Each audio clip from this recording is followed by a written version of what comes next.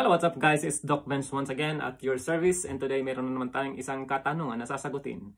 Okay, ito ang tanong guys ni Ma'am Africa Ping. Ask ko lang po, bakit sa ibang nation nakikita ko ang nagiging anak ni Mama Pig more than 20 piglets? Ang didi ba ni Mama Pig more than 20 then? Ayun, so hindi po. Ang didi ng ating mga inahin, it ranges from 6 to 8 pairs, okay? So yung mga 6, makikita nyo to dun sa 6 to 7 usually sa mga patiners. So yung mga commercial sows, yung mga breeders natin, mga replacement gilts na pinipili, ay it ranges from 7 to 8. Doon sila naglalaro.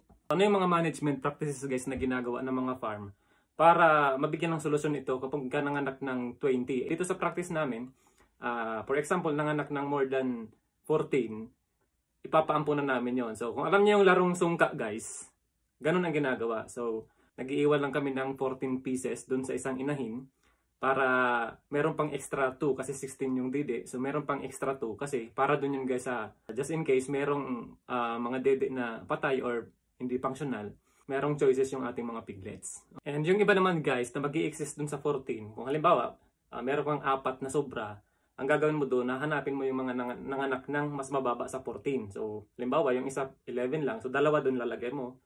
Halimbawa, yung isa naman ay 13 lang, so lalagyan mo siya ng isa. Ngayon, ang tanong, doon sa grupo ng piglets, sino doon ang tatanggalin mo? O sino yung mga ililipat mo? O ang pipiliin mo doon guys, ay yung mga malalaki, pinakamalalaki. Bakit? Kasi, kapag kinuha mo yung pinakamaliliit, ilalagay mo siya doon sa grupo sa ibang grupo. Ang tendency ay bubulihin yun doon guys. Di rin siya makakabuelo.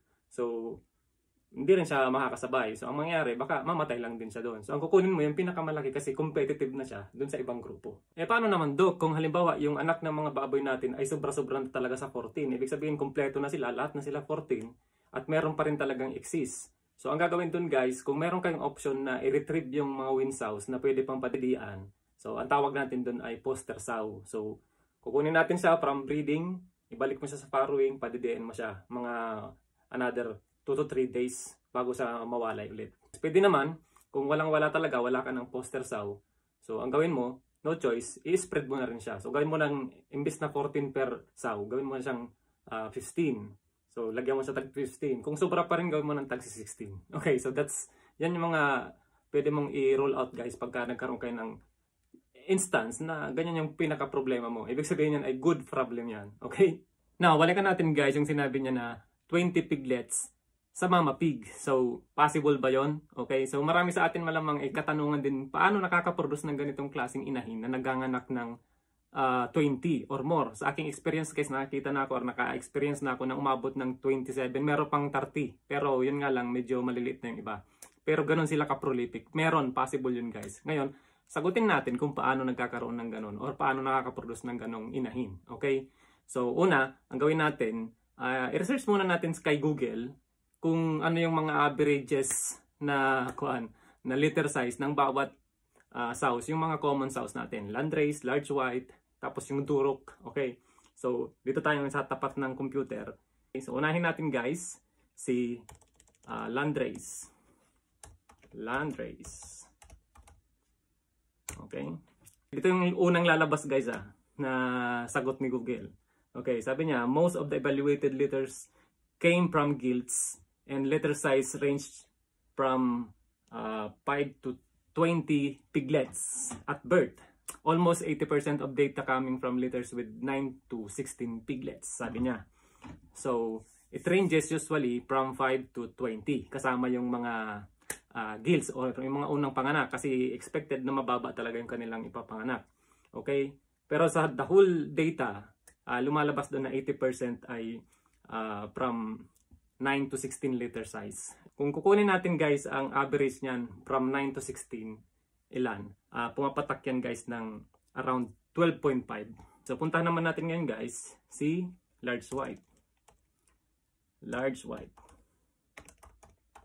Or si Yorkshire, yan ang other name niya guys. O dito, automatic sinagot niya around 11 to 12 piglets. Okay? So yan yung kanilang liter size. So, sila yung mga common guys, pinaka-superior breeds na ginagamit pagdating sa selection ng replacement gilts or mga breeder sows. Okay? So, puntahan naman natin ngayon si Durok. Kailangan natin i-explain guys, pati si Durok kasi importante yan. At i-connect natin kung bakit. So sabi niya dito, meron siyang sinabi guys, kasama si Landrace and Large White. Sabi niya, Polish Landrace and Polish Large White sows with almost 13 alive piglets per liter. Okay? So we're also superior to the other breeds in terms of main number of piglets born alive, which range from 7.8 in Berkshire, tapos 9.5 naman sa Duroc sows. So, 'di ba? Lagi nating sinasambit sa mga paliwanag natin about Duroc na meron silang mababang prolific kasi ibig sabihin nanganganak lang sila talaga ng mababa. Kaya ang hinahabol lang sa kanila guys, dahil talaga namang top notch yung kanilang quality pagdating sa carcass. So yun lang ang hinahabol sa kanila, yung karne. Okay? So hindi sila ginagamit sa production ng maternal breeds. So ginagamit lang sila sa terminal breeding. Ngayon guys, kung babalikan natin yung litter size ng Landrace na umaabot sa 9 to 16 piglets, tapos yung Large White na 11 to 12. Ang ginagawa nila dyan guys, para makaproduce ka ng ganong klaseng highly prolific na mga sows, yung nanganganak ng more than 20, ang ginagawa nitong mga genetics company ay pinagbibreed nila yung mga highly prolific. Kumbaga, meron kang 100 baboy na nanganganak, pipiliin mo dun yung pinakamaraming mga anak. Halimbawa, meron kang 2 inahin na nanganak ng 20. So, kukunin mo yung 20 na yon, tapos sila naman yung pagmimitin mo. Okay? So, mas makaka-develop ka ngayon yung mga tinatawag na hybrid vigor. Okay? Pag sinabing hybrid vigor, nag-exist siya dun sa main performance ng 2 parent. Okay? So, hybrid vigor. Ito na lalabas na. Kung pareho silang 20, much more, baka umabot na ng 25 or 30 yung ipapanganak ng product na yon. Okay?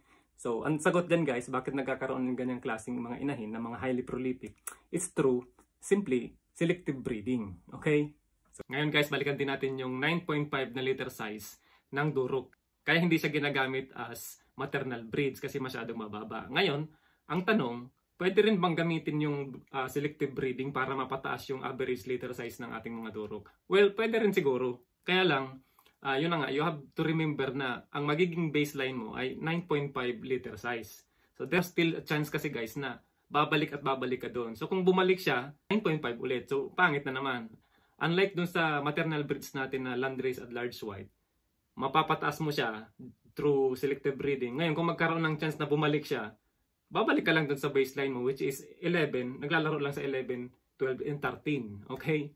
So yun yung pagkakaiba guys ng mga breeds na yan. Kaya ngayon, nagpo-focus lang tayo dun sa function or purpose ng Duroc na pang terminal breeding lang siya. So ang hinahabol lang natin talaga is yung quality ng carcass or ng karne.